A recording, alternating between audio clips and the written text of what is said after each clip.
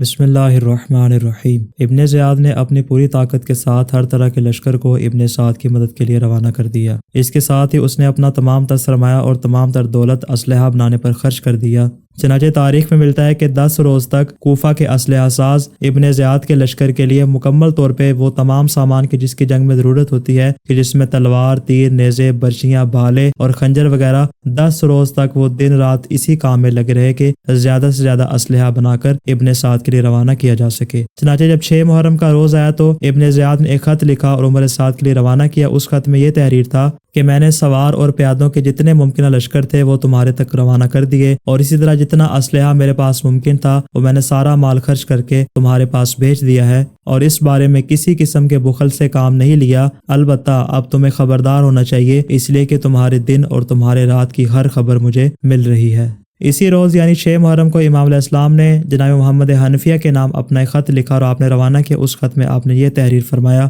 بسم اللہ الرحمن الرحیم، حسین ابن علی کی طرف سے محمد ابن علی اور ان کے ساتھ جو بنی ہاشم کے افراد ہیں ان کے نام۔ اما بعد، گویا دنیا موجود ہی نہیں تھی اور آخرت ہمیشہ سے موجود ہے۔ یہ مختصر سا نامہ امام علیہ السلام کا وہ آخری خط تھا جو کہ بنی ہاشم کے افراد کے لیے لکھا گیا۔ ممکن ہے یہ والا خط جو نہایت مختصر تحریر کے ساتھ تھا یہ اس پہلے والے خط کو مکمل کرنے والا ہو کہ جو آپ نے مکہ میں بنی ہاشم کے لیے لکھا تھا، کہ جس میں آپ نے تحریر فرمایا تھا کہ جو مجھ سے ملحق ہوگا وہ شہادت کے رتبے پر فائز ہوگا اور جو رہ جائے گا وہ کامیاب نہیں ہوگا۔ گویا کہ امام نے اپنے اس جملے کی وضاحت اس آخری خط کے اندر بیان کر دی اور اس کو تمام بنی ہاشم کے لیے اتمام حجت کے طور پر بیان کر دیا۔ آج کے دن ہی آپ کے صحابی جناب حبیب بن مظاہر آپ کے پاس اور عرض کیا کہ یبنا رسول اللہ، یہاں قریب میں ہی میرے قبیلہ یعنی قبیلہ بنی اسد کے لوگ آباد ہیں اور ان میں سے بہت سے افراد آپ کے مدد نصرت کے لیے تیار ہو جائیں گے۔ البتہ آپ مجھے اجازت دے کہ میں ان کے پاس جاؤں تاکہ وہاں سے زیادہ افراد آپ کی مدد نصرت کے لیے لا سکوں، کہ شاید خدا اسی وسیلے سے آپ کو قوم اشقیاء سے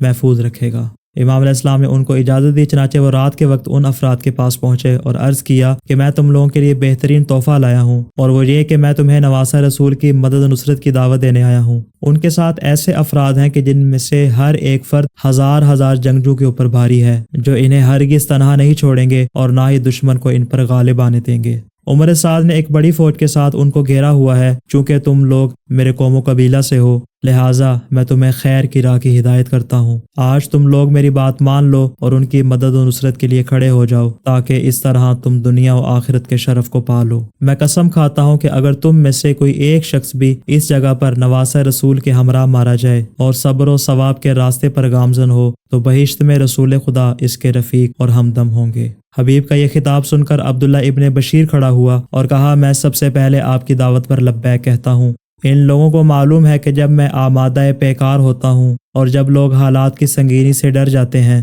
تو اس وقت میں ایک شجاع، مجاہد اور دلاور ہوتا ہوں، گویا کہ میں بیشہ شجاعت کا شیر ہوں۔ اس کے بعد قبیلہ کے باقی افراد بھی کھڑے ہوئے اور سب نے لبیک یا حسین کی صدا بلند کی، اور تقریباً 90 افراد آپ کے ساتھ چلنے کے لیے آمادہ ہو گئے، مگر کسی نے عمر سعد کو اس کی اطلاع دے دی کہ قبیلہ بنی اسد سے لوگ حسین ابن علی کی حمایت میں آ رہے ہیں، تو اس نے ازرق نامی شخص کو 400 سواروں کے ہمراہ روانہ کیا کہ جنہوں نے رات کی تاریکی میں دریائے فرات پر ان افراد کا راستہ روک لیا۔ قسمت کی خوبی دیکھیے، ٹوٹی کہاں کمند، 2-4 ہاتھ جبکہ لبے بام رہ گیا۔ دونوں کی آپس میں لڑائی شروع ہوگی تو ابن مظاہر نے بلند آواز سے پکار کے کہا، اے ازرق، ان لوگوں کو چھوڑ دے اور ان کا ظلم کسی اور کو اپنی گردن پہ لینے دے۔ مگر اس نے کسی کی بھی بات نہ سنی، اور جب قبیلہ بنی اسد کے افراد نے دیکھا کہ ازرق کے لشکر کے ساتھ مقابلہ کرنا ان کے لیے ممکن نہیں تو وہ سارے واپس اپنے گھروں کو لوٹ آئے، اور آدھی رات کے وقت ہی اکثر افراد اپنے گھروں کو چھوڑ کے چلے گئے کہ کہیں عمر سعد شبخون مار کر ان کے گھروں کو نہ اجاڑ دے۔ اس عالم میں جناب حبیب ابن مظاہر امام علیہ السلام کے پاس آئے اور آپ کو سارا ماجرا بیان کیا۔ چنانچہ امام علیہ السلام نے اپنی زبان سے یہ کلمات جاری کیے، لا حول ولا قوت الا باللہ العلی العظیم،